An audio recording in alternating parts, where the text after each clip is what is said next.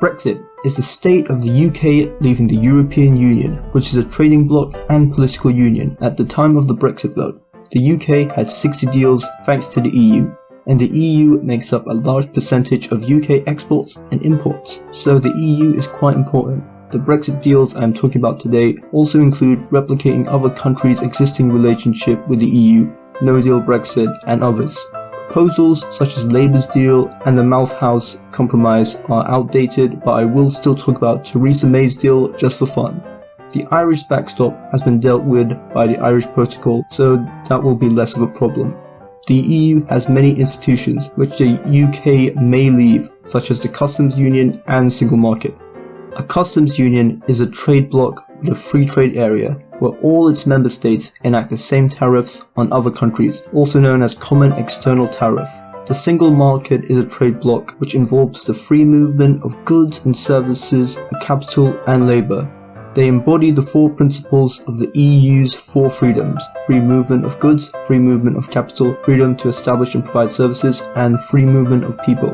Now onto the deals. The Common Market 2.0. This deal would mean the UK would remain in the single market and customs union, but leave the EU's democratic and decision-making structures. These structures are the European Parliament, the Council of the EU, and the European Commission.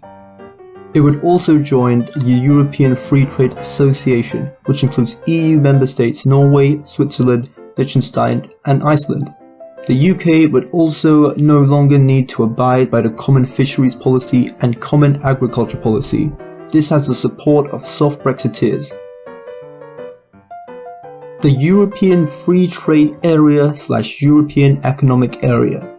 With this deal, the UK is still in the European Economic Area by being in the European Free Trade Areas. This means the UK is still in the single market, so freedom of movement continues while out of the customs union. Being out of the customs union means the UK can negotiate their own trade deals.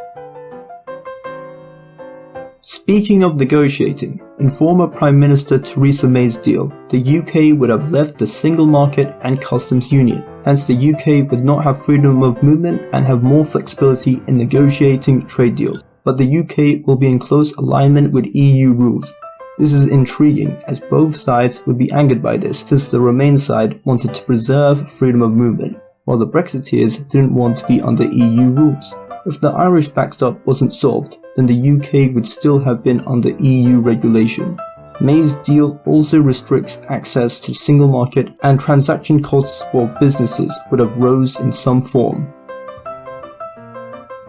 Next is the agreements that other countries have with the EU. The Turkey option / customs union.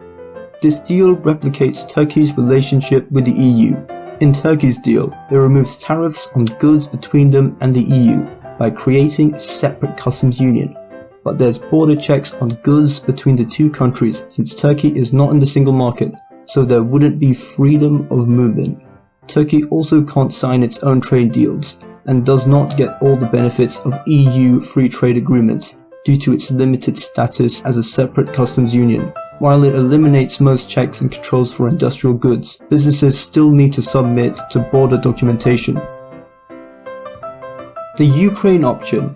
Rather than being in the single market or customs union, Ukraine has an association agreement with the EU. This association agreement allows Ukraine to have almost complete access to the single market, especially financial services. Ukraine still needs to abide by the EU's regulations as well as the Acquis, which is the entire EU body of laws, treaties, regulations, and directives agreed on by their institutions. There is no free movement of people, but Ukraine and the EU can collaborate on issues like security.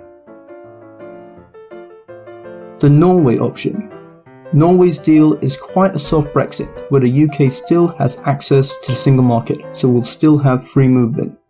It would still be subject to the EU's Acquis regulations and European Free Trade Association Court, but will leave the European Court of Justice. The UK would not be in the customs union, so will have customs checks and are able to make its own trade deals. The Swiss option. Supported by MEP Daniel Hannan, the Swiss option is arguably the most contradictory of trade deals. Switzerland is outside the customs union and economic area, but it does not pay tariffs. It has limited access to the single market for certain sectors thanks to bilateral agreements, and must comply to EU rules for those sectors. It also has freedom of movement. The Canada option. Adopting the Canada option would place checks on goods entering the UK, and there will be no freedom of movement. The UK will be removed from EU agencies such as Europol or the European Medicines Agency. UK services, including financial services, would lose their passporting rights in Europe, so would lose their special business position in the EU. There are no tariffs on agricultural produce and industrial goods, and the UK would be able to make its own trade rules. Nevertheless, this means there will be customs controls and compliance with the rules of origins checks. And finally, the type of Brexit you have all been waiting for, No Deal Brexit, also known as WTO Brexit or Australian-style Brexit, is a process where the UK would leave the customs union, single market and all other EU institutions without a deal. The UK would trade with EU countries on the World Trade Organization terms, where the UK must apply tariffs and cannot set different rules for domestic and foreign products of the same good. For example, the UK couldn't have lower health standards for their own fish, yet have higher health standards for EU fish products. These rules don't apply if you are in a customs union or free trade area. Both the UK and European Union will put tariffs on each other, and freedom of movement comes to an end.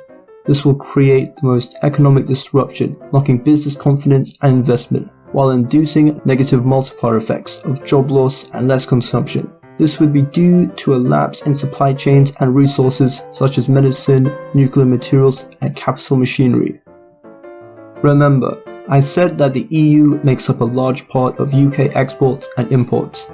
Even though it is linked to Australia, they have slight differences to no deal, such as Australia and the EU recognizing the legitimacy of each other's testing bodies. And that's all the types of Brexit. Sources are in the description. I hope to release my Brexit economic effects on immigration video within 2 weeks, so subscribe or bookmark my channel for that. Anyways, I hope you enjoyed this video.